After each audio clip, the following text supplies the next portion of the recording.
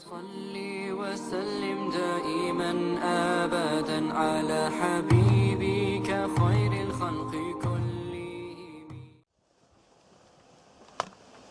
بسم الله الرحمن الرحيم. الحمد لله رب العالمين، وأفضل الصلاة وتم التسليم على سيدنا محمد خاتم النبيين وإمام المرسلين وعلى آله الطيبين الطاهرين ومن تبعهم بإحسان إلى يوم الدين. أما بعد، وقال الإمام الجليل شرف الدين أبو عبد الله محمد بن سعيد بن حماد البوصيري في قصيدته المديح المسمى بالكواكب الدرية في مدح خير البرية: ومن تكن بالرسول الله نصرته إن تلقه الأسد في آجامها تجن. السلام عليكم ورحمة الله وبركاته. Inshallah, for the next, hour and a half maybe, I'm going to introduce the Burdah and give a background to the poem and the Imam, and also maybe comment on the first hemistitch of the first line of the Burdah, or the two lines of the Burdah. Just a quick background to the Burdah itself and why I want to redo it. We covered the Burdah, I think, can't remember the year. 2008, I think. Yeah. And we completed it. The difference was that I don't know, probably people were not as enthusiastic about the Burdah, and there's some people here actually. Hassan was there. Turab, I think we may have been. Can't remember. And it took, I think, 126 hours, I think, to complete it. Roughly, it could have been more than that. We did it every week, actually. And you'll be quite surprised that numbers don't really bother me. I mean, if one person turned up, we could still do it for primarily my own benefit. But we had only, I think, all in all, about 15 people. I mean, 126 hours is probably a long time to sit through. So, now, there's several ways that the Burdah can be taught, and originally this was maybe in that year, or the year before. When I came back from Damascus, the worrying thing was that if you typed in Burdah into Google, you'd find an article by some guy, probably a student, named Ahmed Musa, called, I can't remember what it's called, something ridiculous, about how the Burdah is full of problems and shirk, etc. So, and the first 6 Google searches for it were all against it. So I thought, if something's not said, sooner or later it will there'll be the first 3 pages full of problems, apparent problems with the Burdah. So I taught it, and then my intention was just to teach it and see what happens. And then, alhamdulillah, in Birmingham anyway, it was taught after that as well. Syllabus is gone now, I think taught the whole Burdah over 12 sessions. And then a lot of people since then have taught it. So I kind of gave up, because there's no need to duplicate work when other people, and good people and people better than me, are doing it.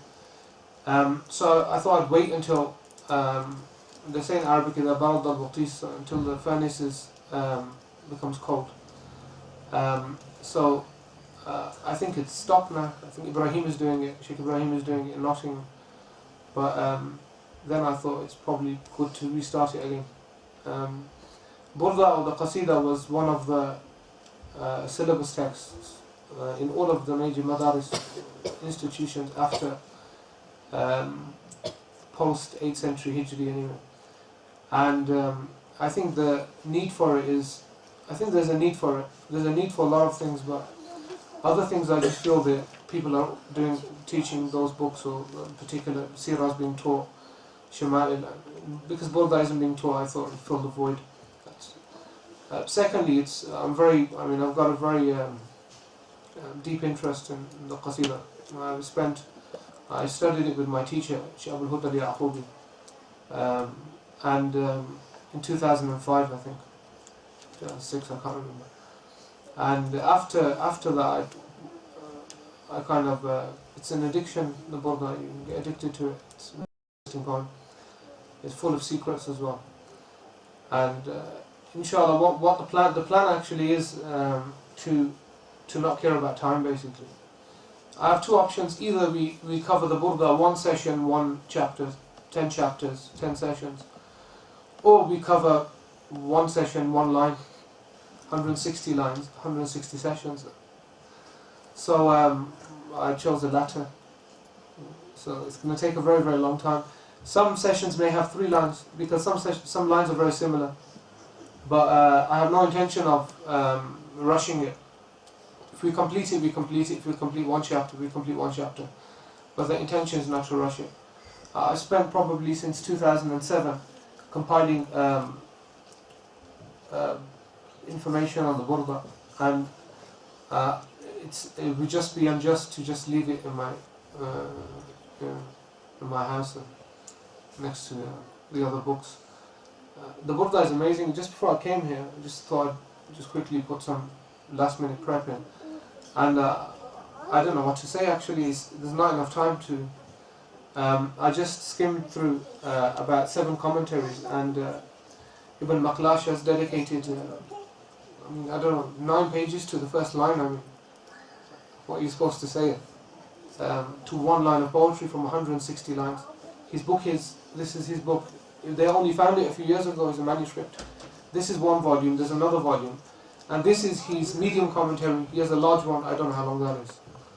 So, what we're going to do is we're going to begin, inshallah, with some information about al-Busayri on the background actually to the Burdah as well.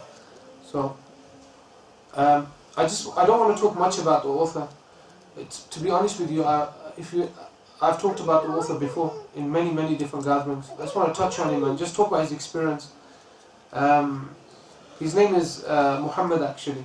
His name is not Imam Busayri. Imam is his title. Busayri is the place where he's from, connected to, or Abu Sir actually. The funny thing is that it's not even Busayri, it's Busayri. Busayri is a common way of pronouncing it. The correct way is Busayri. But because everybody reads it Busayri, everybody reads it Busayri. So he is, I'll just give very brief information. He was born around 608, around the time of the invasion of the Mongols. And he's a very odd character in terms of Islamic history. He incredibly poor. He was not a overly religious man to begin with. He would sing poetry for kings and get money for it. That was his occupation. He had some clerical. He worked as a katib, copyist for a while. But his main skill was poetry, and he was incredibly skillful. He was a scholar of literature. Some people said he was a scholar of Islam. In my own opinion, I don't think he was a scholar, alim. Overall, he wasn't a theologian or a muhaddith. That's another Busayri. There's another Busayri who is a muhaddith, scholar of hadith. But he was a scholar of literature and language, and he may have studied somewhat, because the Burdah is full of indications or inferences that he knows theology quite well. One thing he was an expert on was refutations of Christians, which he absolutely loved. He has a whole poem against them. So he is somewhat a theologian to a degree, but he's known for his poetry and his knowledge of Jahili poetry, which is pre-Islamic poetry. We're going to talk about that. Now, I'm going to we'll have a rejoinder on his life, inshallah, in maybe 20 minutes or half an hour. But first I want to talk about the Burdah tradition.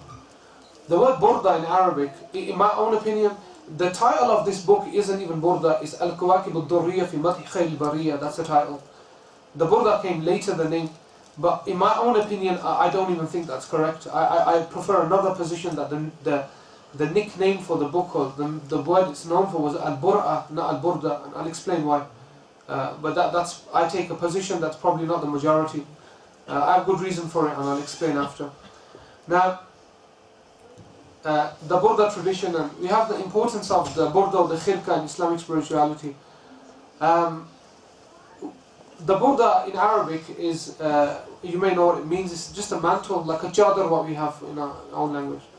Or kiswa, which is, now very importantly, we have some common words that we know, like jubba. But jubba, what is a jubba? People think it's what, you buy from Amazon's. That's not a jubba actually. A jubba is, this is a jubba. A jubba is an overcoat. It doesn't have a collar on it. When the Prophet ﷺ wore a jubba, it wasn't what you see. He never wore that ever. He had never seen one. It came later. It was an overcoat. A jubba is.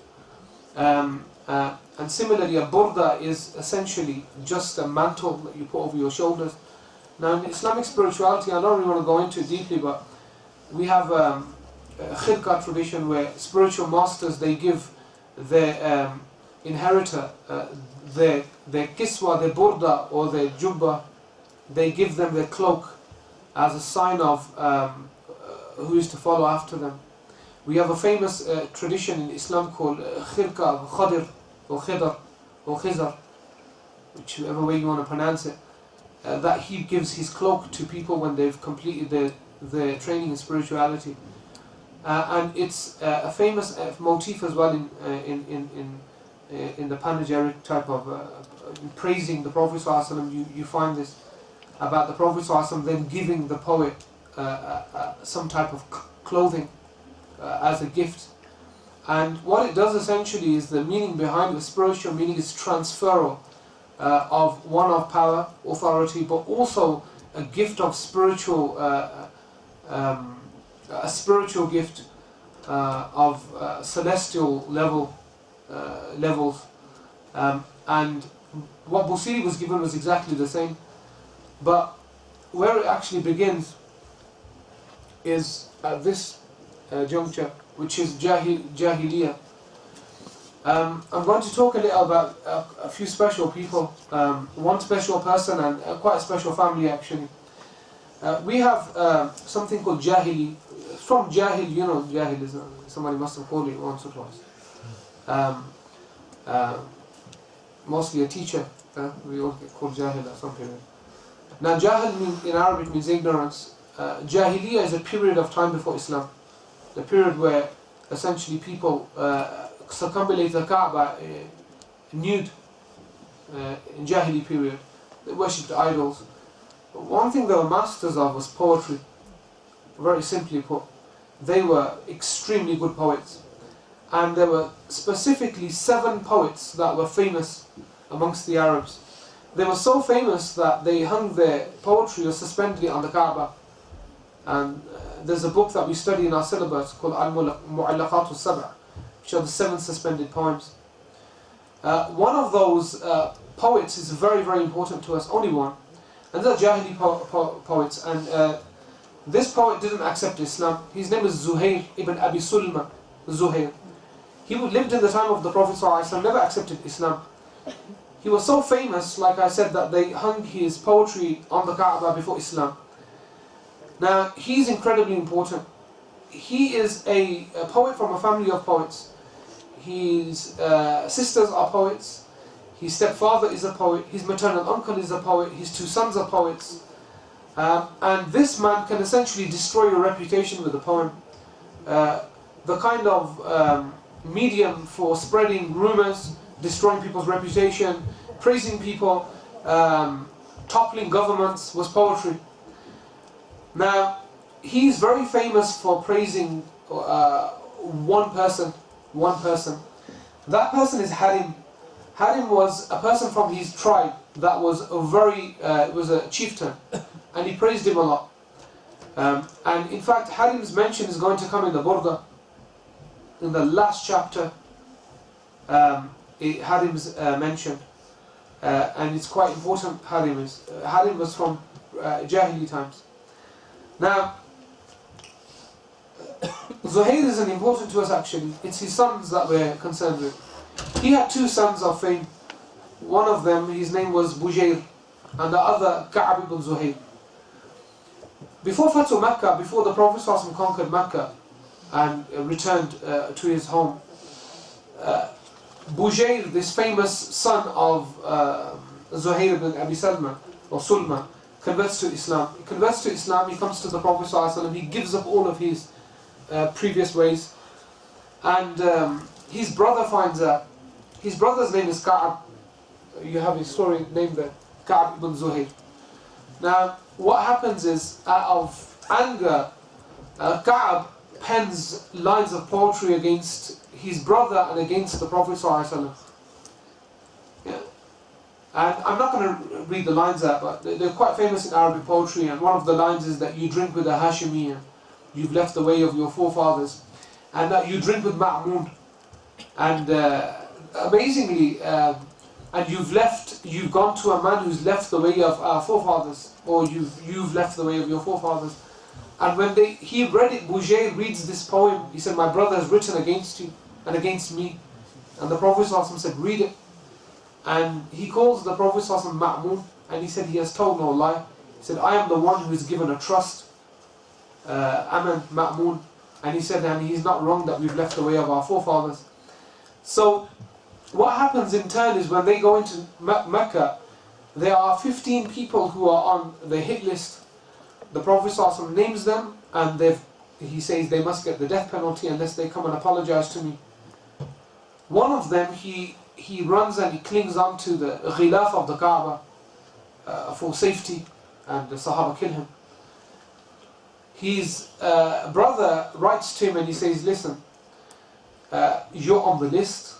You're one of the 15 because of what you said against the Messenger of Allah. He said other things as well. Don't think this was, you think it's kind of it's not very offensive. He said a lot of other offensive things as well. And the only way you can get out of this, if you come to the Prophet ﷺ and apologize, he'll definitely forgive you.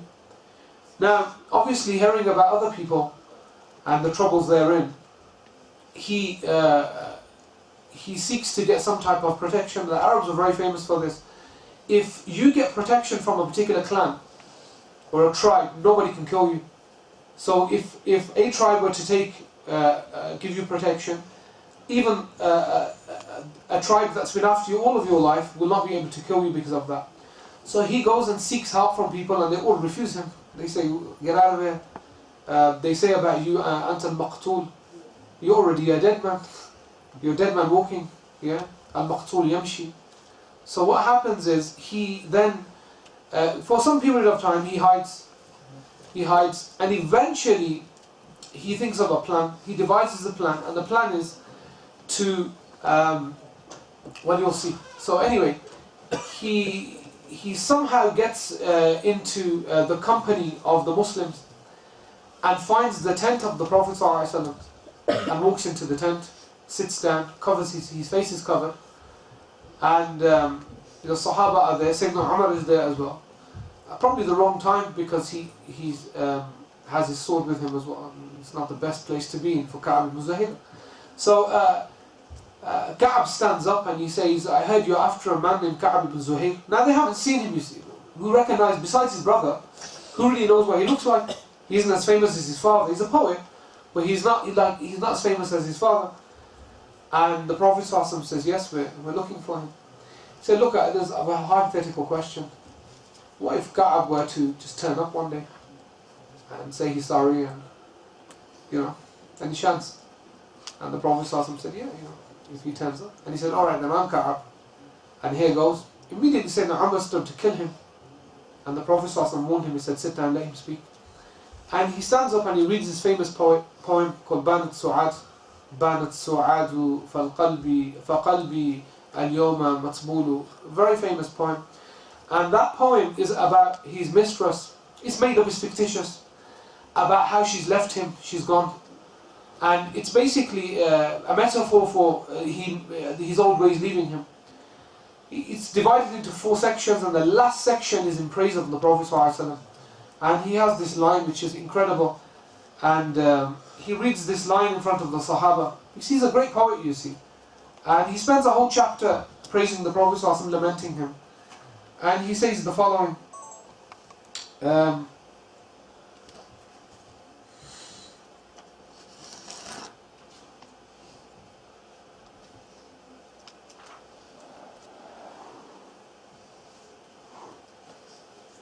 He says, إِنَّ الرَّسُولَ لَسَيْفٌ يُسْتَضَاءُ بِهِ مهند من سيوف الله مصلول. Now, at this, it sends the Sahaba into raptures when he reads this line. What does the line mean? He compares the Prophet ﷺ to an unsheathed sword. And not just a sword that glistens like the swords of India. Now, you're going to think India. Now, the Arabs loved the Indian sword.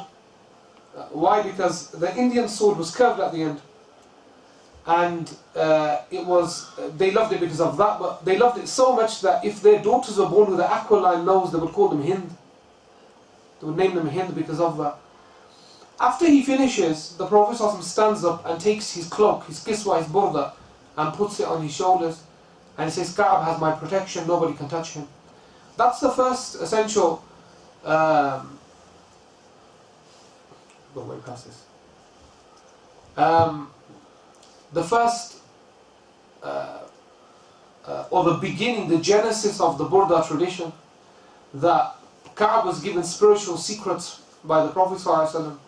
Ka'ab was given, and why is the Burdah important?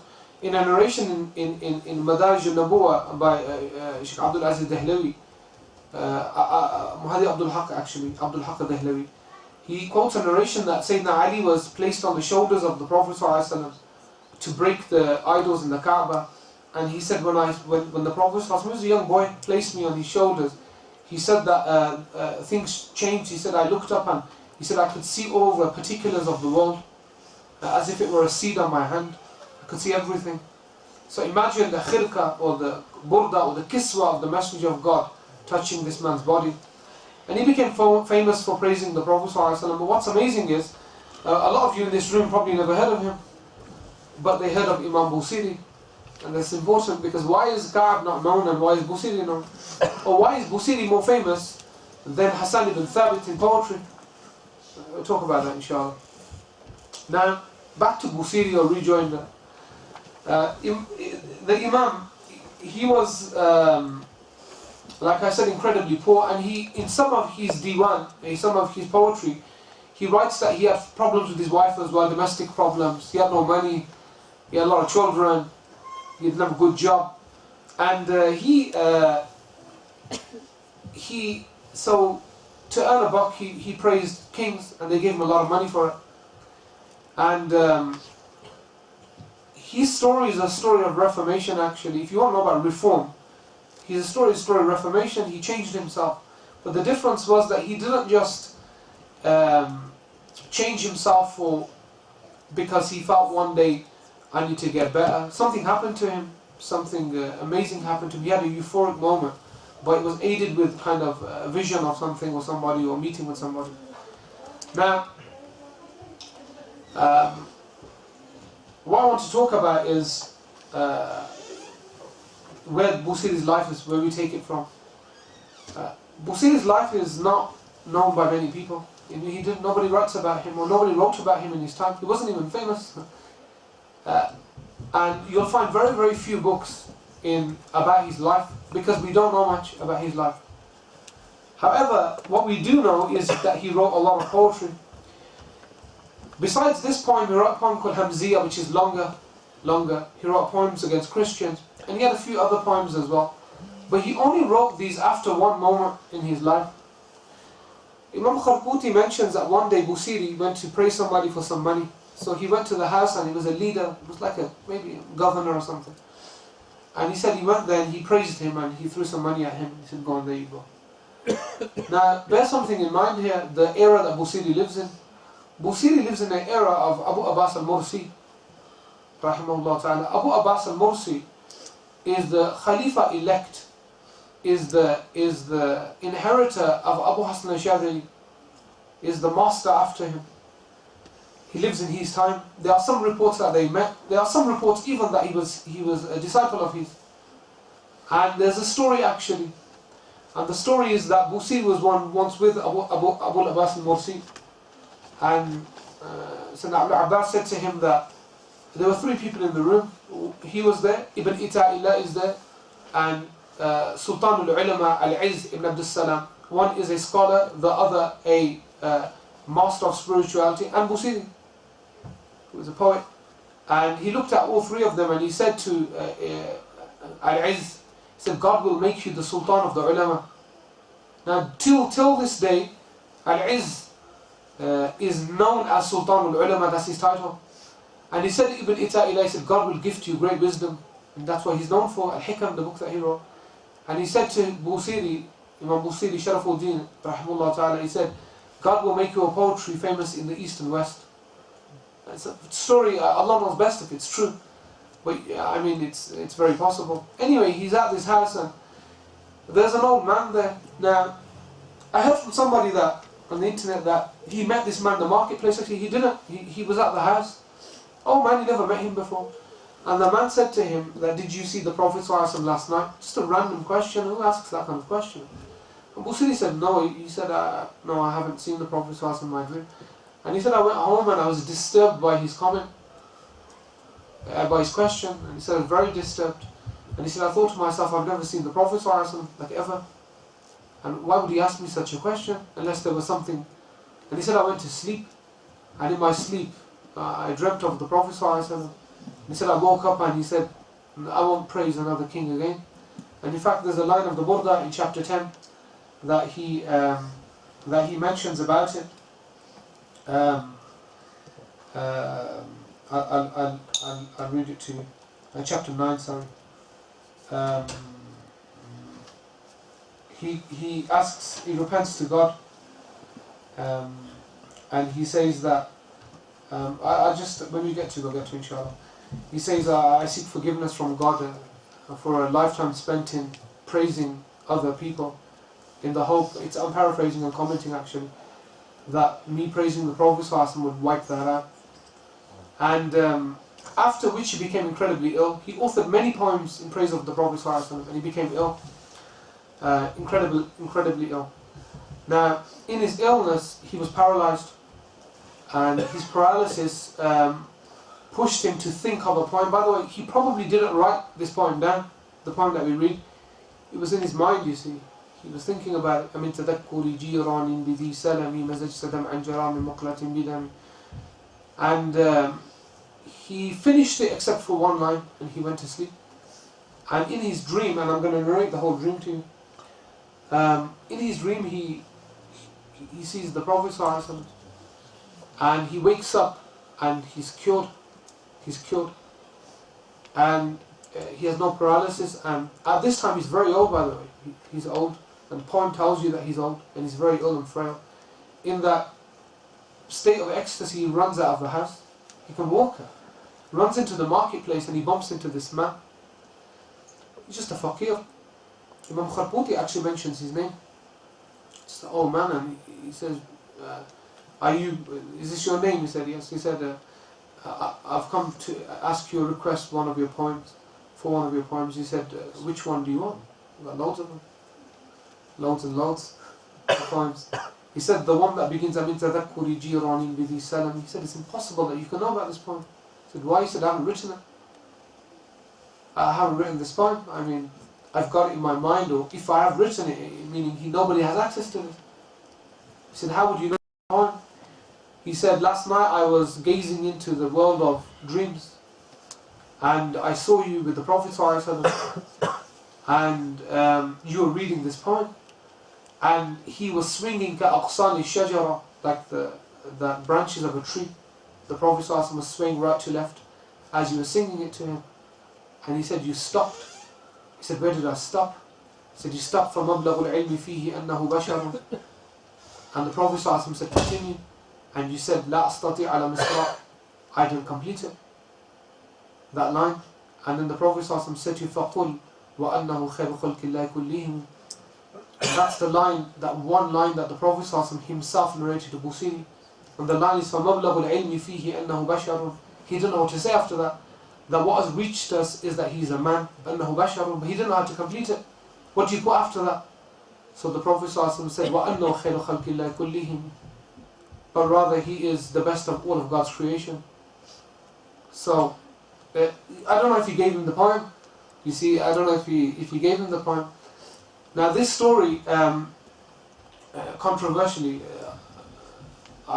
somebody on the internet, like you do, or like people do, said, oh, this didn't really happen. I mean, either it happened or it didn't, but I mean, we're more likely to accept that it did because of who's narrating the poem, the story. For a long time, I checked through the books for the dream. I found it, but I never really could find. I never found what I was looking for in terms of the dream. I found the dream narrated by this book, until one brother went to Morocco and bought me this book. This book, I don't know, God allowed it to be found in Morocco, is a commentary by Ibn Maqlash, and this is amazing. Ibn Maqlash is unknown. He's not famous. He's known in the sense he's in some of the biographies. Between him and Busayri, there are three people. He wrote a massive commentary on the Burdah. In his commentary, he puts a chain of narration for the dream, which nobody else puts, or very few. I mean, I found it today actually in Zarqashi's manuscript, which I never saw before. I didn't see it in there. But he places the actual chain of narration, not for the Burdah, for the dream, between him and Busayri. I think that's more than sufficient. But to find something like that, it's a gem, because we don't normally have chains of narrations for dreams. So there's even a chain for the dream, which is incredible actually. And he puts it in there. I mean, now, why is it called the Burdah? Why is it? It's called, the poem's name is al-Kawakib al-Durriya, the sparkling stars, fi madhi, in the praise of Khayr al-Bariya, the best of all creation. That's the name of the poem. Busayri, if you said Burdah to Busayri, you say, what? I don't know what you're talking about. Obviously Burdah is the name that's why they named it that, because that's the story. Maqlash disagrees with that, and I agree with him. He says the poem wasn't called famously the Burdah, it was called Bur'u Da, which means the cure to the illness, because Busayri was ill. Everybody knew it as Bur'u Da, which is the cure to the illness, and then over time it became Burdah, and it just happened to fit in very well with another interpretation of the story, or the consequence of the story, i.e. the Burdah. So I still, till this day, it's the cure. And I tell you, one of the reasons that I probably favour this meaning is because I swear to you, I've seen people's lives saved with this, with my own eyes. I mean, some people maybe here, I don't know, maybe not. We have a habit here in Birmingham anyway, that when somebody gets ill, we read Quran and then we read the Burdah. And we've seen the Burdah cure people who are on life support. Not once, not twice. I've seen it myself 3 or 4 times. It's amazing for cure. And that's what it was for, you see. And there are hundreds of years of stories of people being cured by the recital of the Burdah. Because it's been accepted in the celestial realms. It's been accepted by the Prophet ﷺ. It's very, very important. Now, the influence of the Burdah on scholarly tradition. This is one of my big concerns actually, is that people don't know what this poem is anymore. You have, I don't want to be critical today actually, because it spoils the gathering, but just a reality is that we live in a day and age where all of us think that we have a right to an opinion. For what reason, I don't know. Sayyidina Umar radiallahu anh said that I've always regretted what I say. Sayyidina Umar ibn Khattab said, but never have I regretted when I stayed silent, or never regretted staying silent, which is important. If you just stay quiet, you'll never feel like when you get home I should have said something. But when you say something and you hurt somebody, you think I should never have said that. It's very difficult to take that back, you see sometimes. And people in this day and age, they say religious, or they say things against religious personalities, which you have to be very careful about. It's not the Prophet ﷺ said, from the excellence of one's faith or perfection is to leave that which doesn't concern you. Other people don't concern us. You know, Ghazali said that if you don't curse shaitan all of your life, God won't ask you about it on the Day of Judgment. Then to take Busayri to task, you're in big trouble. You talk about Busayri, a man who's been blessed by the Prophet ﷺ, and you have all these YouTube videos about it now. And I feel sorry for those people. People get angry, I don't get angry anymore. I just feel very sorry for those people. Because this man is a man who is like the Prophet ﷺ said, those people who will be next to me under my flag on the Day of Judgment, that's where we're going to see him, if we see that area at all. And then to speak about him, God says very clearly in the Qudsi Hadith, he who speaks against or shows enmity towards my friends, he said, I open war against them. قَدْ أَذَنْتُ بِالْحَرْبِ أَذَنْتُهُ بِالْحَرْبِ. Now, in post-Busayri's life, we have famous scholars. I'm just going to mention briefly, I mean, I have my notes and stuff, but it'll be probably too technical overall. I mean, I swear to you, I tried to collect all the commentaries on the Burdah. I failed miserably. Because when I searched the archives, I bought everything that you can buy on the Burdah. I don't think there's a commentary that either I haven't got in PDF or in physical form or manuscript. And at the end of that, and I scoured all through Harvard's archives and Cambridge, Oxford, all the libraries for any note on the Burdah.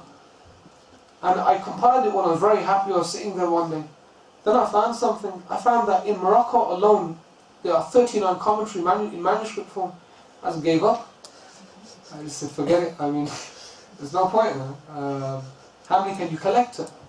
But the amount of scholars that commented on it, it's incredible. I mean, even Imam Suyuti says that it was in our syllabus. Ibn Hajar studied it as well. It was part of the syllabus. You had to study the Burdah. Everybody. Luminaries, Al-Marzuqi, Ibn Hajar Asqalani, Ibn Hajar Zakir al-Ansari, Shaykh al-Islam of the Shafi'i school, wrote a commentary on it. Mullah al-Qari wrote a commentary on it. Abu Sa'ud wrote a commentary on it. Zarkashi wrote a commentary on it, the great Shafi'i Imam. Imam Qustalani wrote a commentary on it, which for years I looked for, and one of the students got a hold of a manuscript for me. Incredible. Imam Tilmisani wrote a commentary on it. Ibn Hajar Haythami wrote a commentary on it. Who didn't write a commentary on it? Funnily enough, nobody spoke against it pre-12th century Hijri. And even when this person spoke against it, he didn't say it was shirk, he just said, I don't agree with some parts. Nobody speaks against the Burdah. They just wouldn't dare do it. And plus, why would they do it? It's in praise of the Prophet ﷺ. We're here today, worried about you. I'm scared, I swear to you, in some classes where people are kind of mixed of, they don't have a traditional background in scholarly understanding. And sometimes you get scared to even mention the Burdah unless they say something stupid. You know, I've had it before. I mentioned, said, isn't that full of shirk? You don't know what you're messing with. So it's a very, very powerful poem. And on the scholarly tradition, not only that, in my estimation, it's the most famous poem in the world actually.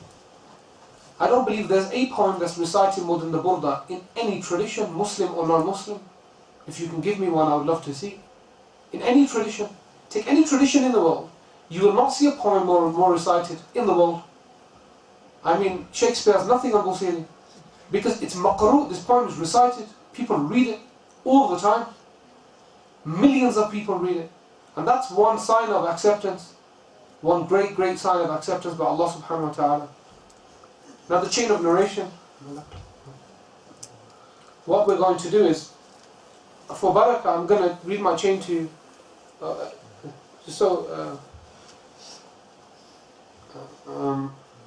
From me to Imam Busayri.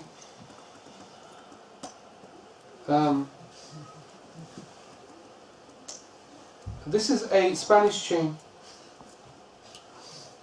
that the final scholar is from Granada. So I'm going to read it in Arabic so that for barakah, because you can't begin a book without somebody having given it to you. Islam doesn't work like that. You can't have something DIY. Somebody has to give it to you. It's the way it is. Prophethood is given to the chosen ones. Prophethood. And we lowly servants, at least if we can connect ourselves to the Prophet ﷺ, we can have something at least. Huh? So I'll begin the Sunnah. Alhamdulillah Rabbil Alamin wa salatu wa salam ala Sayyidina Muhammadin ashrafil mursaleen wa ala alihi tayyibin at-tahirin wa sahabati ajma'in amma ba'd. أنا أروي هذه القصيدة المشرفة المصممة الكواكب الدرية في مدح خير البرية للإمام الجليل شرف الدين محمد بن سعيد البوصيري برواية لها سماع وقراءة. Both my riwayah is two ways. I've read it and I've heard it in its entirety. عن العلامة الجليل مسند الشام الشيخ محمد أبي الهدى اليعقوبي الحسني الإدريسي بروايته with Shaykh Abul Huda's riwayah عن مفتي المالكية في الشام الشيخ محمد المكي الكتاني الحسني الإدريسي سماع وقراءة مرارا عن عبد الله صوفان ابن عودة القدومي النابلسي الحنبلي عن حسن بن عمر الشقطي الحنبلي عن أبي المعالي علي بن محمد السعيد السويدي البغدادي عن أبي محمد السعيد عن العارف الشيخ عبد الغني النابلسي ابن إسماعيل النابلسي عن الشيخ نجم الدين الغزي عن أبيه الإمام مذهب الدين الغزي عن الشيخ الإسلام زكريا بن محمد الأنصاري عن الحافظ أحمد بن علي بن حجر الأسقلاني بسماعه لها على الإمام شمس الدين النحوي المالكي محمد بن علي بن عبد الرزاق الغماري المصري بسماعه لها على الإمام الشهير أثير الدين أبي حيان النحوي محمد بن يوسف بن حيان الغرناطي الأندلسي بسماعه لها من ناظمها الإمام شرف الدين محمد بن سعيد البوصيري. That's a chain directly from myself through my teacher all the way through to Imam al-Busayri for the recital and the chain for reciting and the Qasida Burdah. Now,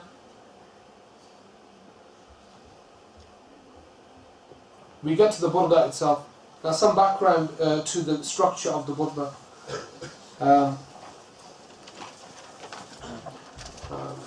Now, the structure of the class will be as follows, so that the general masses will benefit and some of the students that study the ulum as well will benefit, inshallah. And it's the following. I'm going to first comment on the line itself for the masses, the meaning of the line, the meaning of the words. Then I'm going to attempt to provide all the variant commentaries from all the major commentaries, if there are variants. Then I'm going to give the conclusion of the verse by a specific Imam Tahir ibn Ashur. Then I'm going to go through the grammatical structure right at the end, if there's time for the students. That's the structure, that's why it's going to take so long. And that's per line.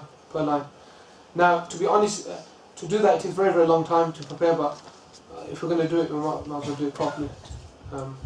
Now, the Burdah consists of 160 lines. 160.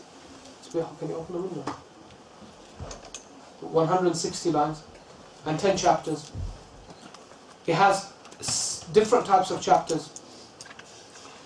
The first chapter is dedicated to the journey, a-rihla, and it's famous. In Arab poetry, when they talk about the beloved,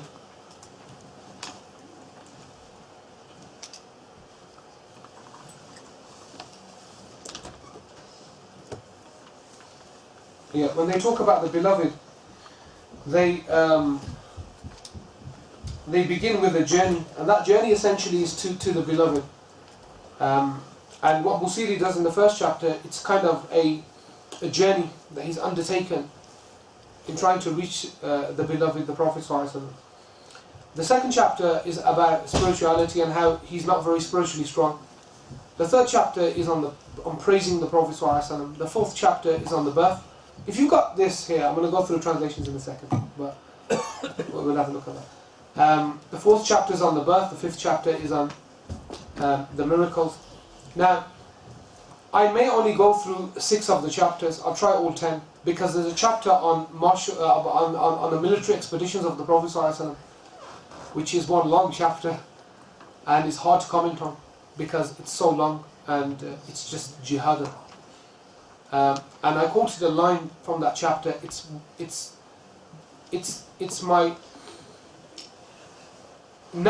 my favorite line. I have different lines that have different periods. I used to love Ya la'imi fil hawal udri ma'adhiratan minni ilayka wa la unsafta lam taluni. My favorite lines changed to this line, and that line I read to you when we started is about those who aid and help the Prophet ﷺ in that They don't really help the Prophet ﷺ, of course, but they come to the internal aid of their own iman by defending the Prophet ﷺ. And I'll read the line to you because I mean, what can I say? So Busayri says, وَمَنْ تَكُمْ بِالرَّسُولِ إِلَيْهِ نُصْرَتُهُ إِنْ تَلْقَهُ الْأُسْطُ فِي آجَامِهَا تَجِنِ. This is about the Sahaba, and this is the line of military expeditions. He writes that those whose help comes from the Messenger of Allah, وَمَنْ تَكُمْ بِالرَّسُولِ إِلَيْهِ نُصْرَتُهُ, those whose help comes from the Messenger of Allah, even lions encountering them in their dens would be speechless with fear. Now, there's a man named Shaykh Utwani. Have you heard of? Who's heard of Utwani here? He's alive now, still. He is the most famous reciter of the Burdah in the world. Old man, you can Google him, Utwani. But he has to be in Arabic. I don't think he'll come up on YouTube unless it's in Arabic. Utwani, Ain Ta, Waw Alif Nun Ya. This man is from the tradition of Busayri. He's Egyptian. If you look at him, he's got a moustache, very dark skin, Nubian looking. But he's a master of the Burdah. He has a Burdah recital for 4 hours. 4 hours. And what he does is, he takes the Burdah of Al-Bayt that we read, the Burdah of Busayri, the completion of the Burdah al-Busayri by Ahmad Shawqi, he mixes them all up and just recites for 4 hours. Every single line he begins, he recites, he starts with this line. Those who have the help of the Messenger of God. He begins with this. I wish that if we have a khatam of the Burdah after this ends, that we get Utwani. I'll bring him over for 1 hour if we can get that man for. He's the he's the possessor of the secrets and recital of the Burdah. He's the man, basically. So, and that's the line that's essentially quoted. But if we have time, we'll do that chapter, inshallah. Now, Busayri has a system, so the first line we're going to start commenting on. And the first line today, really we've got time. 1 line. And it's an incredible line. It's incredible. Now, does anybody know how many times the word Muhammad, the name of the Prophet is mentioned in the Burdah? Once. The word Muhammad is mentioned twice. The name of the Prophet is mentioned once in the entire poem, chapter 3. The other mention is his own name, Muhammad. He says, maybe I'll be forgiven by being named Muhammad. He's talking about himself. Because there's a weak hadith that suggests that he who is named Muhammad, that he will be saved from the hellfire and the day of judgment. That's why subconscious people always name their children Muhammad at the beginning, somewhere in the name. It's a great intention. Now,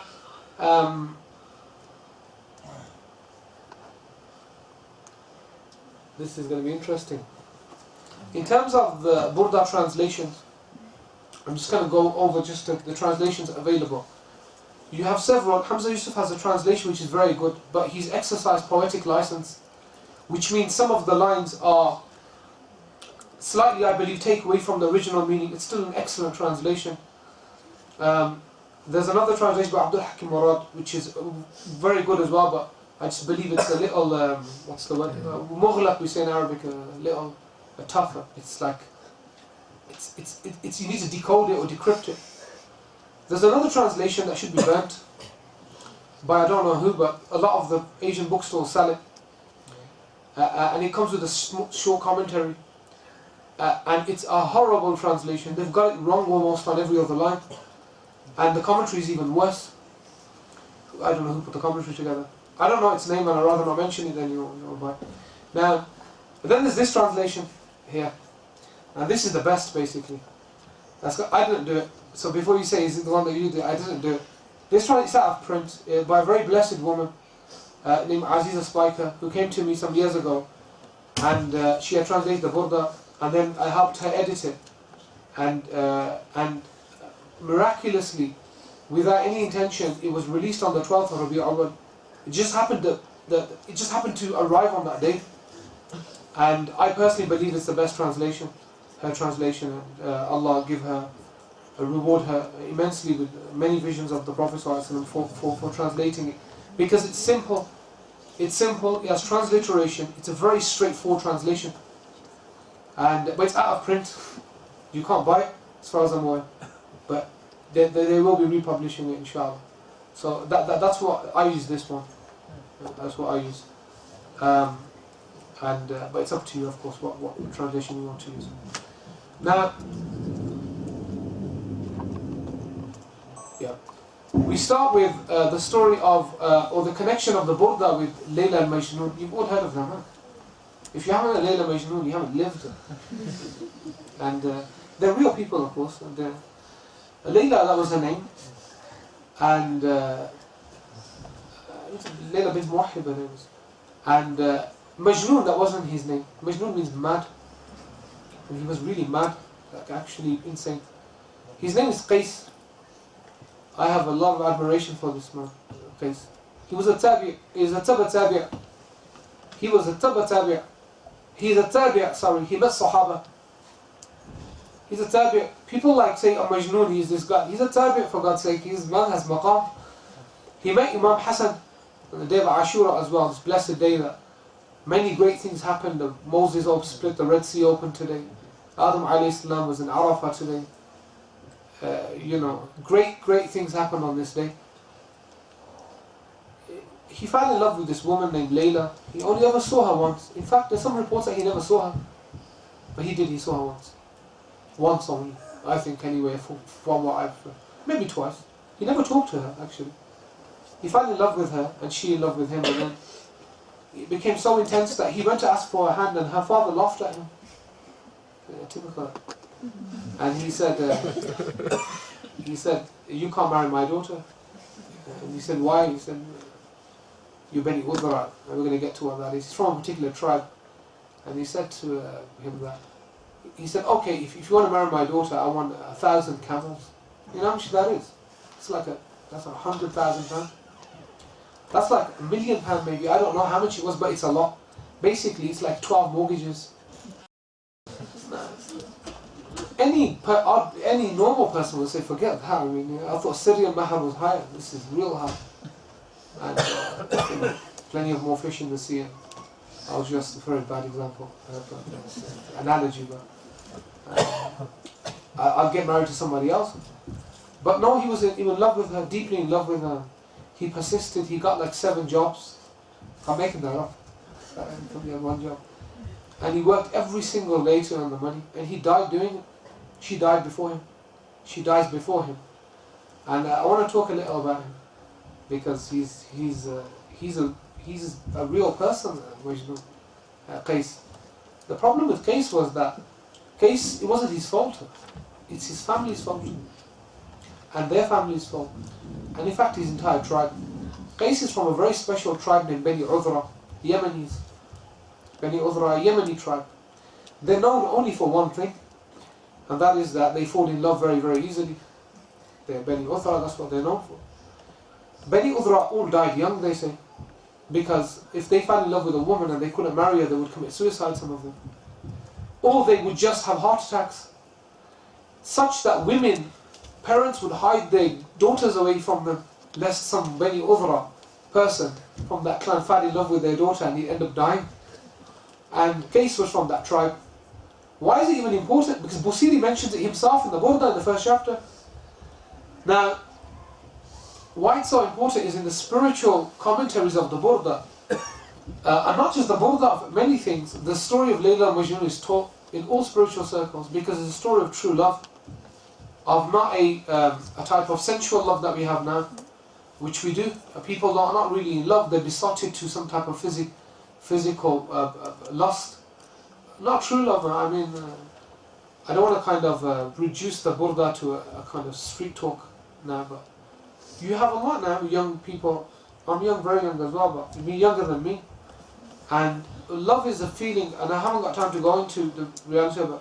I wrote something here in the commentary that the beauty of an image is in Platonic fashion categorized as inferior compared to that of the idea. Even external body beauty. External beauty is due to form, not to matter, a type of beauty which thus may be found also in non-material things. What does that mean? Basically, this is not Platonic love, what we have anymore. We have a very material love. We love things because of how they look. That's why we love them. That's not Platonic love. Platonic love traverses and is beyond material. Like, I'll give you an example. The people who put together the Urdu language because it's a fashion language, they knew what that meant. See, mahabbat in Urdu, it can't be used for material things, can it? The interest dropped. Yeah. Yeah, the whole interest dropped. The internet's dropped. The whole business was gone into internet. Now, you can't say in Urdu, imagine a can, you know in English you'll say, man, I love Coca-Cola. I love Coca-Cola. I can't stop drinking. You can't say in Urdu, imagine you're sitting with your dad or something and say, मैं Coca-Cola से मोहब्बत करता हूँ. You can't. The language, that doesn't, it's not what the word was. You see my point? Because mahabba in Arabic as well is like platonic. It's different, and that's the difference between Qais's love for Layla and our love for pretty much anything, for anything. You know, like now we have this upgrade system. We buy an iPhone 6, everybody's besotted with it. 6 months later, they bring something else out, and that's kind of become part of life now. You get married, and then after 6 months, you're just waiting for the upgrade. That's what people's mentality is like. They can't, you know, they used to fix problems and now they just throw them away. Because there's not they don't understand what love is, they don't get it. And I've got a lot to say, but anyway, Umar ibn al-Farid, a great poet, Sufi poet, he wrote a poem called Naru Layla, the fire of Layla. This man's a man of God, writing about Layla and Majnun. Why would he be writing Layla and Majnun? He's talking about love, true love. And he writes his line of poetry. Now, where's the connection? You'll see. He says, هل نار ليلى بدت ليلا بذي سلمي أم بارق لاح في الزوراء فالعلم. Sounds very similar to the first line of the Burdah. It means, was it the fire of Layla that set the night ablaze in Dhu Salam? Or was it a lightning in Zawra, then Alam? These are places. Meaning he's talking, this is Majnun talking to himself. And Majnun's in a state of ecstasy, sorrow. He has it all. They say about love, Moseley says. He says that love, if love makes you feel ecstatic, only it's not love. There has to be pain in love. He says, يَعْتَرُدُ اللَّذَّاتِ بِالْأَلَمِ. He says love mixes pleasure and pain. It mixes it together. It's not just pleasure. So he's talking to himself, Majnun, and he's walking and his hair's disheveled and he's in the night time walking into and he's touching the walls. You know the famous story where he's touching the walls and they say, you madman, why are you touching the walls? He says it's not the remembrance of the walls but who used to reside within the walls. And he says to himself, is it the fire of Layla that's in the night time? You can see everywhere you look, you can see Layla's fire everywhere in the sky. It is burnt him. Is it that has made you go crazy? Or is it, can you know, in this place called Dhu Salam, or is it a lightning? Look at, he's seeing things, you see. Seeing Layla there, what's Layla over there as well? Well, that must be Layla's nur, her light. As interesting as it sounds, and don't obviously go and use this on Facebook for somebody you want to get married to. Which is not the intention of this lesson. But Majnun was mad. He's mad. You know the famous story is walking in the desert and a great man of God is praying and he walks past him, he stumbled over him and the man runs after him and he says, who are you? Are you crazy? Have you not adab? I'm praying my salah in the middle of the desert. What are you doing here? You disturbed my salah. I was on the 5th maqam, I was about to reach the 6th one. And Majnun says, sorry, I'm mad. Majnun, I'm looking for Layla, I can't find her anywhere in the desert. I can't find her anywhere. So I didn't see you, man. I'm sorry. He says, but are you a man of God? He said, yeah. He said, I'm not a man of God. I just love Layla. He said, I didn't see you. I was looking for Layla. He said, how did you see me when you're looking for God? And it's true. I mean, and the man felt shame instantly, embarrassed by this lover, and he's supposed to be connected with the divine. And that's the state of Majnun. Now what's amazing is, Busayri bases his whole first chapter on poetry exactly the same, on the same scale, the same system, the same rhythm, as a poem about Layla and Majnun, but just changes the words. And that's the famous poem that I quoted. And just some preliminary points to the Burdah. for everybody. Two things. The first thing, مولاي صلي وسلم دائما أبدا على حبيبك خير الخلق كلهم, is not part of the Burdah. It's never been part of the Burdah. In fact, Busayri, it's not one of the lines. Busayri wrote it, don't worry about that, but he never added it as part of the Burdah. First, a lot of other lines are not part of the Burdah. In fact, Busayri has never seen them. Not that they're not great. ثم الرضا عن أبي بكر وعن عمر وعن علي وعن عثمان ذي قرن. Not, Busayri had never heard of that line in his life. Somebody else wrote that line and put it at the end of the Burdah. It's fine, nothing wrong with it. Another line that people, يا ربي بالمصطفى بلغ مقاصدنا. Busayri never heard that line before in his life. All of the lines that they read, or most of them, are not part of the Burdah. يا أقرب خلق مالي ألوذ بي سواك عند حلول حادث العمم is part of the Burdah. It's a penultimate line of the Burdah actually. محمد سيد القولين والثقلين والفريقين من عرب ومن عجم is the big line in the Burdah. Those are lines. Well, a lot of the lines that we generally know and associate to the Burdah are not part of the Burdah. So I'm just going to tell you like a story about some of the scholars, a story and an addition to that. A great scholar named Imam Ghaznawi, great scholar. His teachers told him to read the Burdah as like a wazifa basically. He said, go and read it. So he went to recite it in the night time. So he took the night time and recited it in hope that maybe I'll go to sleep, I'll see the Prophet. Let people do it.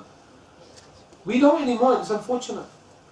I would say that what is our objective purpose in life? We can't see God. We can't.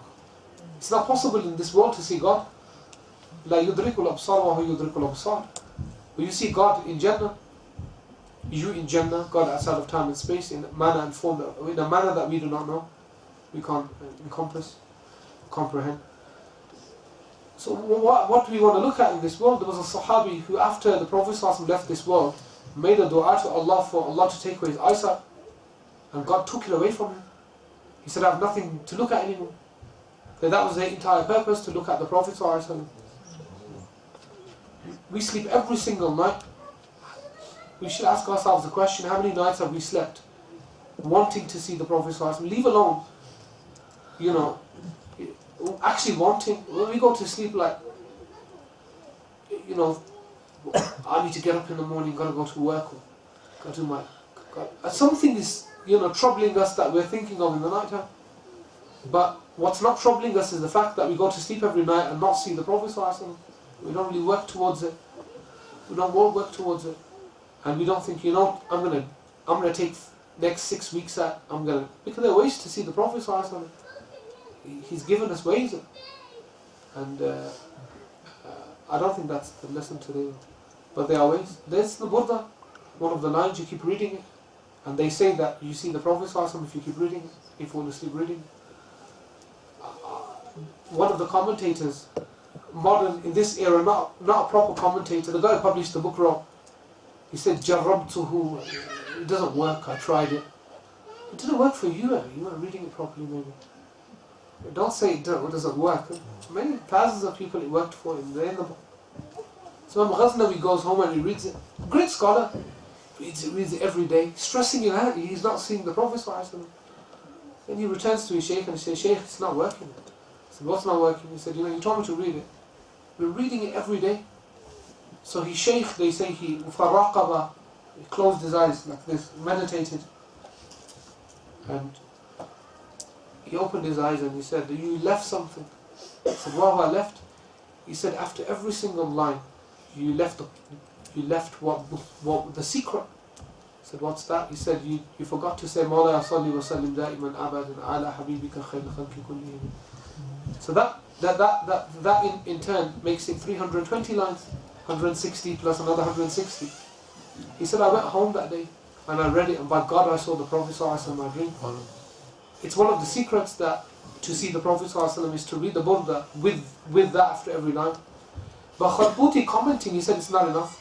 He said, do you definitely want to see the Prophet ﷺ? The man says, yeah. He said, well, I've got 9 conditions for you. He said, man, not 9 conditions. Not 9, maybe 1. So then he begins and I'll read his conditions out. Yeah, okay, let's go. He says, let me get to the condition. Where does he mention it? It's hidden in this book, it's hard to find things sometimes. If you can just bear with me. Here we go, I found it. So, condition number one. Condition number one. I've got this here. Yeah, he says, وَسِرُ تَصْلِيَتِهِ بِهَذِهِ الصَّلَاةِ دُونَ غَيْرِهَا أَنَّهُ لَمَّا أَنْشَدَ قرأها عليه الصلاة والسلام ولما جاء إلى الإمام. Yeah.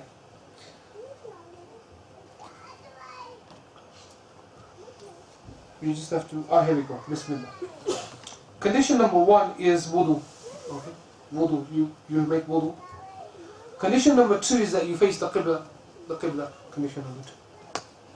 Condition number three is الدقة في تصحيح ألفاظها وإعرابها. That you read it correctly. Pronounce it correctly. Don't read a dhamma where there's a fatha. Zabar zers, don't get them mixed up. Read it correctly with some tajweed, so you know. We don't have in Arabic toy zoi hoi hoi. Yeah. So you need to have some tajweed with it. It's a little bit sharp. One college have told me that. The hoi hoi part at the end. That was quite funny. Yeah. The fourth condition is that, and this is the hard one, that you read it and you read it such that you know the meaning of the line. So use the translation basically. So okay, we're still okay. We're still okay.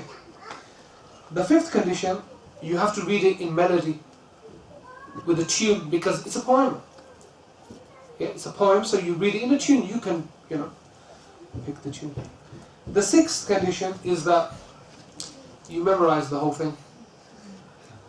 Why not? Why not?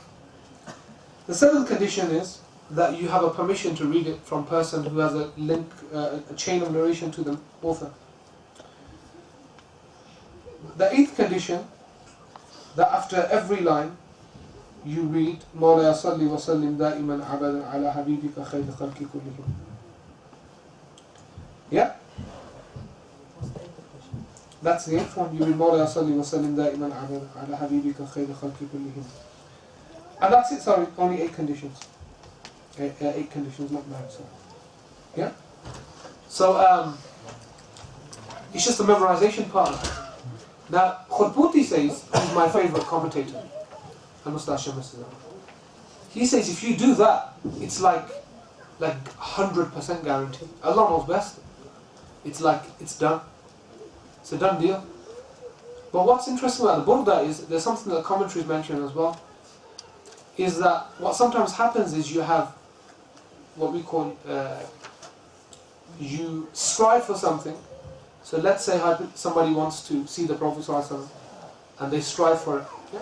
They strive, nothing happens. But that's where the test is. Nothing happens. 0, 6 months, 7 months. Then, when you feel some despair, that's when you get the vision.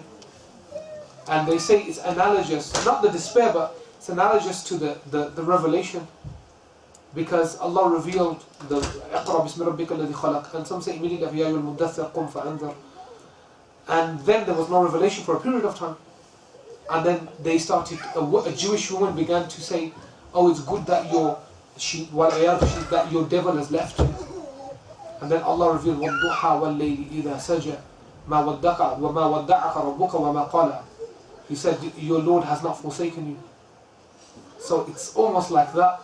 And then the Prophet ﷺ appears to you, and it's one of the great. There are 2 books that they guarantee that vision of the Prophet ﷺ. This is one. The other is a Shama'il of Imam Tirmidhi. They write it with so much conviction that I haven't found a commentary that doesn't say it. They say they just kind of stamp it. So Diyat Burdah, yeah, and then Shama'il, yeah. Anyway, moving on. We come to the first line. We're going to return now. The poetic style of the Burdah. Have you realized that every line of the Burdah, in Arabic you have 2 hemistich, you have a hemistich and a hemistich, which makes a line of poetry. So 2 individual lines that makes one line. Yeah? Have you realized that every complete line of the Burdah ends in a meme.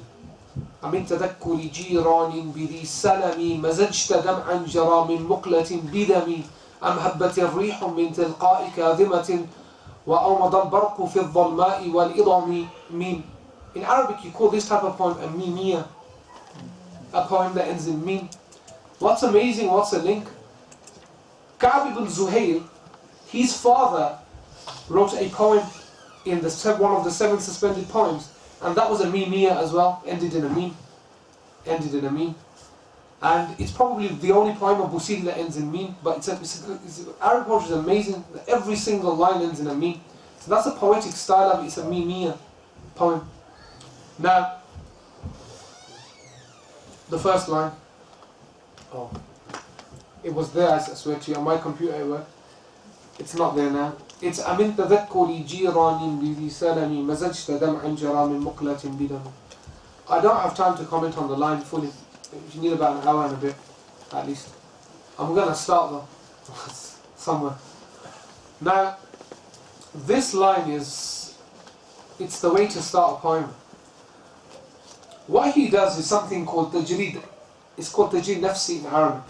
It's a rhetorical term. It's Busayri, he invents an alter ego. Another person. He's also Busayri, but he's Busayri Mark II. And then there's him, Busayri, the one. And what he does for the whole of the first chapter is converse with himself, back and forth. That person who he's talking to has a problem with the real Busayri. He's kind of saying, what have you done to yourself? So he's attacking him, and he's replying in one way or another. It's called tajreed nafsi, we call it in Arabic. Now, he begins and listen to the lines. It says, أَمِنْ تَذَكُّرِ جِيرَانٍ بِذِي سَلَمٍ. He says, is it the remembrance, actually we have the line here, the translation's there. Is it the memory of the neighbours of Dhu Salam? Who's he talking to? That has left your eyes so red with tears. Or, in the translation that we have here, is it the remembrance of the neighbours of Dhu Salam, that tears mixed with blood flow forth from your eyes? That's my own translation, actually. Now the question is, who are the neighbours? What's Dhu Salam? Why is he crying? Why is there blood? It's loads of words there. And I'm going to comment on 2 words today. The word Dhu Salam and Jiran only. That's what I'm talking about today. These words were used by Umar ibn Farid to describe Majnun's love for Layla. Same words. Neighbours and this place in Dhu Salam. He's saying to himself, this is his alter ego. He's Busayri Mark II. He's saying, Muhammad, why are you crying for? Is it the neighbours of Dhu Salam that made you cry? And you're crying so intensely that your eyes are red and they're mixed with blood. It looks as if you're actually crying blood. So it looks like, is it because of that? Is it because of that? The question is, what is he talking about? Obviously these terms are familiar to Busayri because he made them up. But he actually didn't, he wasn't the inventor of these terms. I'm going to talk about this place.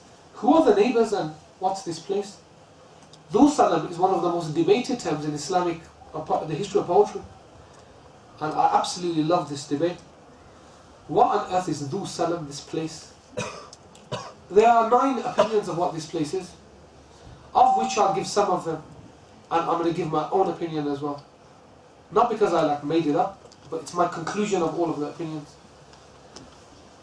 Dhu Salam, according to the majority, is the name of a place between Mecca and Medina. It's the place that the Prophet ﷺ would istiraha, he would take rest when he travelled between the 2 cities. Okay? How many times did he even travel between the 2? And the hijrah, the return, and then the hajj that he performed on the last hajj. That journey of the Prophet ﷺ is very important to us, between Mecca and Medina, because why? It's his first journey ever, correct? The first journey that he ever undertook in his life, outside of with Halima, of course, when he went with Halima, was this journey to Mecca and Medina. Who took him? Does anybody know? His mother took him. Amina radiallahu anha, his mother took him. His mother took him at the age of 6. Why? Because she is Madani. Her lineage is Madani. Bani Najjar from Medina, or they were there. She is very young at this time, and she died at what age? 25. She passed away, his mother. His father left this world at 18 or 20. People think of them to be very old. They weren't, they were young, very young. She took him, radiallahu anha, as a boy when he returned to Medina to see the grave of his father. Radiallahu anha. Said that Abdullah is buried in Medina Munawwara, to take him to see where his father was buried. There he learned to swim, and in one report learned to fly a kite. The journey back is a very traumatic one, because he's with his mother and Ayman, the servant, and his mother dies on the way in Abwa. She has a very bad flu and she dies. He, along with his mother, which is one of a 6-year-old boy, the greatest of creation, has to bury his own mother at the age of 6 with one other person. He has to dig the grave with his own hands, and he buries his mother at the age of 6. Why is this event so important to us? Because when they conquer Mecca, they don't conquer Mecca, they walk straight in. There was no fight. The Quraysh put no fight up, except Khalid ibn Walid had to fight with somebody. Yeah? He went and sorted some people out on the outskirts, but they never fought. Sayyidina Umar says, we travelled from Mecca to Medina, from Medina to Mecca on the conquest. He said the Prophet ﷺ dismounted his ride, and he said he told us all to wait at a distance. And he went, and he stopped at a place, and he sat down, and he said we could see him from a distance saying something, and he's weeping. And then he came back, and then we left. And later we realized it was the grave of his mother that he stopped in Abwa, which is the sunnah of the Prophet ﷺ, which you can't go to now, because I don't want to bring any negativity to the gathering, but I don't want to go there. What's even more amazing, or as amazing, is actually he came back to Mecca and they had taken his house. But because he's a mercy to the world, he's not going to throw somebody out of a house. He let them stay there. And he pitched a tent to stay where he resided. He could have stayed anywhere. He pitched a tent in Jannat al-Ma'la on the grave of his wife, Sayyidah Khadijah al-Kubra. That's where his tent was. You want to know a visitation of graves? Well, pitch your tent there. He pitched his tent there. But that journey that we see all these spiritual places, the grave of his mother, but then we see this place, Dhu Salam. They say actually it's the name of, that place has a tree in it. It's a valley, the valley has a tree. It's actually the tree that's called Dhu Salam. Some say it's a place. And there the Prophet ﷺ sits, and his back rubs on the tree, and the tree absorbs the prophetic perfume, and then the tree lets out a mahabbatul rih, a zephyr wind into the air, which reaches all places, and when they smell it, they remember the Prophet ﷺ. So this meaning is, he's saying to himself, is it that scent, that zephyr wind, that came from that tree, that touched the body of the Prophet ﷺ, that reminded you of him? That's one. Is it the tree? But he doesn't mention directly the tree. It's a neighbours. It's a neighbours concept, the neighbours of the... Not even the tree. He's not even got to Dhu Salam. I'll get to neighbours in a minute. Another opinion is what? That Dhu Salam is and this is incredible. Dhu Salam is Darus Salam. Darus Salam isn't the capital of Brunei. I don't know, what is it the capital of? Or is it a complete state? Actually, Darus Salam is a state, isn't it? What's Darus Salam? Does anybody know? The Jannah. Jannah. One place in Jannah is called Darus Salam. They say Busayri is talking about Darus Salam because Dhu Salam, Salam and Salam are the same root word. He says it's Darus Salam that he's talking about, Jannatul Firdaus. But this is incredible what Kharputi says next. He said, if it's Darus Salam, then who are the neighbours? Because if it's Jannah, who are Jannah's neighbours? He said Jannah's neighbours are A'la Illiyin. You know A'la Illiyin? It's a place mentioned in the Quran. It's a place mentioned in the Quran. إن الأبرار لفي عليين وما أدراك ما عليون كتاب مرقوم يشهده المقربون. A'la Illiyin is the highest created place. It's where the Lawh al-Mahfuz is. Angels look at it. But who resides there? Who lives there? The prophets. This is what Kharputi says. He says furthermore, he said, are we talking about that place now? He says, no. He says, when A'la Illiyin was created by Allah subhanahu wa ta'ala, who did He put there? He said He put the prophets there. The prophets and the angels and the awliya. He said, but He didn't put them in their physical form because bodies hadn't been. He said, it's the pure form of the soul of the prophets that's in this place. And that if it is Darus Salam in Jannah, it's the pure form, soul form of the prophets that that Busayri is thinking about, who are the neighbors of this place, neighbors of this blessed area. That's who they're neighbors of Al-Jannah. But the amazing thing is, who resides there then? They're just the neighbors. Who lives in this place? And he says the Prophet ﷺ lives there. He lives in the Jannah, and everybody else lives around it. The Darus Salam, the neighbors. My opinion is that it's none of them, actually. That's my opinion. It's none of them, but all of them, basically. Makes sense. I believe Dhu Salam is a place in your mind. Because the word Salam is peace. And this is the position of some of them, but it's kind of it's bringing all of them, making tatbiq, bringing all of the position, consolidating all of the reports. I believe Dhu Salam is a mental state. I believe Dhu Salam is the state that keeps up the person who's in love at night, where he can't go to sleep. That's Dhu Salam. It's a fictitious place that's in the mind, but it's the most real place that anybody can visit. It's the place that plays the part of the abode where the beloveds meet, where there are no rules. There's no space or time. It's the place that Busayri wakes up from every night and his heart's pounding because he wants to go back. Busayri says it. Says it woke me up at night. And it gives him peace, but when he wakes up he's in pain. And that's the place that Busayri meets the Prophet ﷺ. And most definitely the willow tree is there, that tree is there. And that's where he sees the Prophet ﷺ sitting by the tree when he goes to sleep.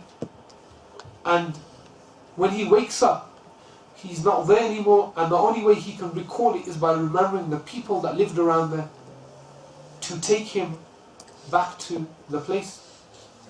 Now these neighbors, Jiran, a very important word. We've only got for 5 more minutes or something. Jiran is important in Islamic history. And what does it mean? You can't go to the Prophet ﷺ on your own. You can't go there. You can't go to that place then. And I want to dedicate these last 6 or 7 minutes to this concept. If you want to go and if you want to meet the Prophet ﷺ, you can't do it. You can't think of it one day. The Prophet ﷺ on the night of Mi'raj went to a door that's hidden in Baytul Maqdis. It's hidden, nobody can see. And he knocked on the door. And he said, I entered a door that all the souls when they die they will go through. And they said, who is it? And Jibreel knocked on the door. He says, it's Jibreel. He said, who's with you? He said, Muhammad. He said, is it time? He said, it's time. It was time for, you know what it was time for. That angel had been waiting all of his life just to open that door. For millions of years or billions of years he's been standing there for one moment to open that door for the Messenger of God, alayhi salatu wasalam. But Jibreel took him there, or rather he took Jibreel there. Nobody can reach the Prophet ﷺ unless there's somebody there to take you. This is what Jiran is so important. Why neighbour is important? Because Busayri very well knows that he never got there on his own. There's no access to the Messenger of God without other people. I'll give you some examples. People are incredibly important people. Sayyidina Adam alayhi salam was in Jannah. He had the fruits of Al-Jannah. He had the palaces. He had the greenery, the weather. He spent many years, decades there. And then he said to Allah, he said, Allah, I don't want this anymore. Not in the sense he doesn't want it. I would rephrase, oh Allah, something's missing. He wasn't happy. He wasn't happy in Jannah, and someone puts you in Jannah. You're going to be happier. He said, Ya Allah, I feel lonely here. So God created from Hawa. Why? Jannah is material. It's like this, it's made of things. But people are different. People are living. They're alive. And nisbah to people, connection to people is what makes people happy. Why are people depressed? Nobody has any love anymore. They're always lacking a comfort or love from somebody. People are depressed. All they need is somebody to put their arm around them and tell them, you'll be there. We don't give time to people anymore, serve people anymore. The Prophet ﷺ said that about a man who had committed a major sin. And he said, Ya Rasulullah, will God forgive me? He said, is your mother alive? He said, no. He said, your father alive? He said, no. So do you have any relatives? He said, aunt. He said, look after her, God will forgive you. Because that's what it does. Because to make people happy, you receive the forgiveness of God. There's no pleasure like the pleasure of the philanthropist, the one who helps other people. You see, it's so powerful that two people are in Jannah. It's a Bukhari hadith. They're sitting together. And they say, how you doing? They're talking, they're having some heavenly tea. Pakistanis maybe. One says to the other, he says, probably not. He said in Arabic, Ya akhi al-kareem. Yeah, anyway. He says, do you remember that guy? Or maybe a girl. Do you remember? He said, do you know? He says, I haven't seen him in ages. About 3 million years. I remember, used to see him in Alan Rocker. Dick Perry. See Perry. He said, yeah, where is he? We haven't seen him. We didn't even see him at the Eid. He said, what's Eid? In Jannah. Do you know what Eid is in Jannah? Every year they say, we don't know if it's a year. The first time this happens, the angels come down into Jannah. They say to everybody, gather, the whole of Jannah. They gather together. They say, what? Ya Malik, what is it? Well, what have you got? They said, God has told you to gather. So they all gather, and God reveals himself to the people. And they say, Allah, if you had revealed yourself before, we wouldn't have wanted anything in Jannah. That's kind of the pointer. Enjoy that first, and then they say the vision is taken away from them, and then every year they have an Eid where they see God Almighty. So we didn't see him there either. They say in the hadith that as soon as Allah hears that they just are discussing him, he removes that person from Jahannam and puts him in Jannah. Just by the mere mention of that person by somebody in Al-Jannah, that's nisbah. That's a connection to a person who is in heaven. Literally in one narration suggests that everybody walks through Jahannam except the prophets. We all go through Jahannam. The pious ones, it's cold for them like the fire was to Ibrahim. But their purpose is that they are walking through, pulling people out by God's mercy. Literally pulling them out by God's mercy. This is all nisbah, you see. This is all connection to the pious ones, but it's because of their connection to the best of creation. And I'm going to finish on these 2 points. The Prophet ﷺ was sitting one day, and he was with the companions, and they said, Ya Rasulullah, he was speaking himself. And he said that the commentary proper would start next month, inshallah. So count 3 weeks, and the 4th week we'll be back here. He said, alayhi salatu wasalam, said every prophet was given a da'wah. If you want to know why we should, if you don't feel that you should be grateful after this, then I think it'll change a little bit. Yeah, because we're very greedy people. We don't give gratitude to people. The Prophet ﷺ said he's not grateful to people, cannot be grateful to God. You see, people matter. You can go to hell for hurting somebody just by one comment. I'm not asking for the forgiveness. You should be careful what you're having. Worst thing you can do is hurt somebody. The Prophet ﷺ said everyone is given a da'wah, which is a wish, like a wish. And Dawood asked for a kingdom, and God gave it to him. Sulaiman ﷺ asked for the power to control, God gave it. Moses asked to talk to the Almighty, God gave it to him. They said, Ya Rasulullah, what did you ask for? This is in Bukhari. He said, God has given me a wish as well. He said, but I haven't used mine up. And this is kind of the this is the messenger of God. هذا هو رسول الله عليه الصلاة والسلام. So Ya Rasulullah, when will you use it? You know, he said, I'll use it on the day of judgment. And they said, what for? He said, to save you. Which is deeper, it's incredible. That he saved his one da'wah that he had to save all of his nation. He said to save everybody.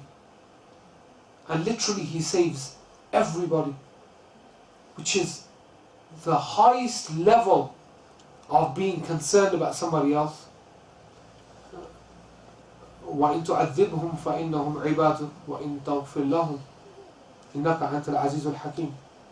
Oh Allah, 3 hours at night the Prophet ﷺ read this verse. If you punish them, they are your people, that's your choice. فَعَالُ لِمَا يُرِيدُ يُوَخ. You do as you please. But if you forgive them, God, only if you forgive them. إِنَّكَ أَنْتَ الْعَزِيزُ الْحَكِيمُ. You are the greatest, the wise one.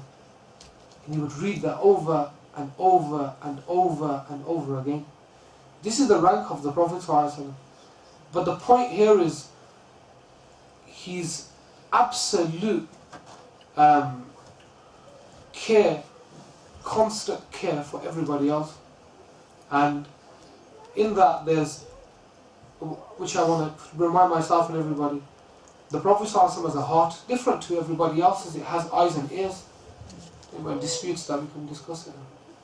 If it's online. Is it offline? Are we offline? And he has a heart, and his heart is affected more than anybody else's heart. You know when some people they say that person has a small heart. It doesn't mean like that. It means they're affected very quickly by things. Ibn Qayyim al-Jawziyah says the Prophet ﷺ's ruh is as big as a cosmos. He feels everything. And one of the things it's stated that he feels is, let's say you get upset. Let's say you're not feeling good, and you feel really down. The Messenger of God feels that, you see. He feels that. It's in the Quran. It's in the Quran. And God constantly says, do not feel sorrowful, do not feel sorrowful. He always feels it. And in the night time, he then sees what you did. And if you did bad, he says, God, just forgive them for my sake. And if you did good, he thanks God. But he feels it, and that's why he keeps coming back on the Day of Judgment, because of because of his feeling towards you. And my question to myself and all of us is that, you know, why would we want to bring more pain to the Prophet ﷺ? Because he feels pain because what we're doing to ourselves, you see, what we've done to ourselves, you know, and why would we want to do that? And not only that, why wouldn't we want to give him something to be pleased about? That's an incredible point.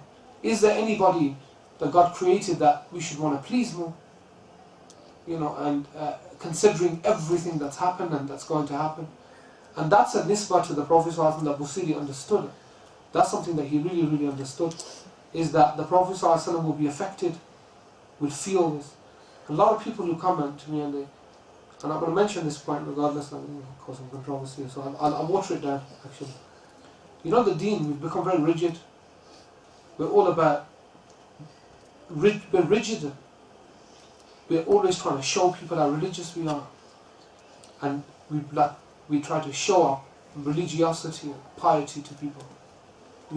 We have no piety. We have no piety in front of God, nothing. God says you were created from sperm. There's no piety in front of God. And we have no religiosity in front of God. But we show it to other people, and you know what other actions I've done? Do you know how many people I'm dealing with? Religious people that are going through depression because of this. Because of what we've done to other people, how we've made them feel. A man came to the Prophet ﷺ and he was shaking. He was shaking. Meaning, like Buraq was shaking. And the Prophet ﷺ took him and he just calmed him like this. His back. And he said, I am the son of a mother who would eat dry meat and drink milk. He said, don't be scared. Made him feel comfortable. People come into our presence and they feel impure. That's not the way the Messenger of Allah made people feel, alayhi salatu wasalam. You see, not And those people who are on the receiving side, and this is my point, people who feel down about their situation, us feeling down about our situation makes the Messenger of God feel down about your situation as well. Why don't we today not feel down about our situation, but think to ourselves that we want to feel happy for the sake of the Messenger of God, so that he feels happy. Because if nobody else is listening, Jibreel and other angels will be taking your deeds, and the Messenger of Allah will say, Zayd ibn Zayd, that's you, let's say, whoever Zayd is, oh, he was happy today. He thinking about me, and thinking that if he doesn't have anybody in his life that is comforting him, that I'm going to be seeing this today, and just that thought comforted him that I'm looking at what he did. And that's a great comfort to those people who may be feeling depressed or down. But you don't need to worry about other people. The Messenger of God tonight will be looking at yours. He'll be looking into your situation. Most definitely be looking into your situation. And there's nobody that can alleviate it greater than the Prophet ﷺ. Ya akram al-khalqi mali aludhu bihi siwaka inda al-hulul al-hadith al-amami. O most noble of mankind, I have nobody but you on the day that the terrible calamity will come. And that's what we have in the Prophet ﷺ. Inshallah, we'll meet again in 3 weeks' time, on the 4th week, and we'll comment on the first line and part of the second line. أقول قولي هذا وأستغفر لي ولكم وأتوب إليه. There's tea, there's biscuits of 3 types. Enjoy yourselves. Assalamu alaikum wa rahmatullah.